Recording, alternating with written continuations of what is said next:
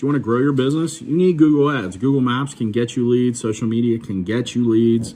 All the things that we do for you can get you leads, but nothing on the scale of Google Ads, especially during the busy seasons in your market. So you want to dominate your market, then you definitely want to utilize Google Ads.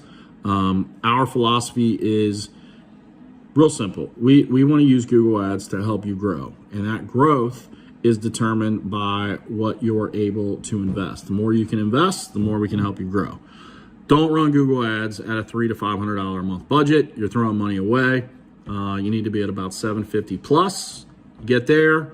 We'll help you get the leads that you need, and from there we'll help you grow to the level that you want. Don't run Google Ads saying it's going to solve all your problems, because it's not. You need to have pricing and packaging in place that helps you convert at a higher average ticket. Without that, you can get as many leads as you want, and you're not going to grow your business. So it's definitely a piece. It's a critical piece, but we have to have everything else in place so that Google Ads can be effective for you and your market.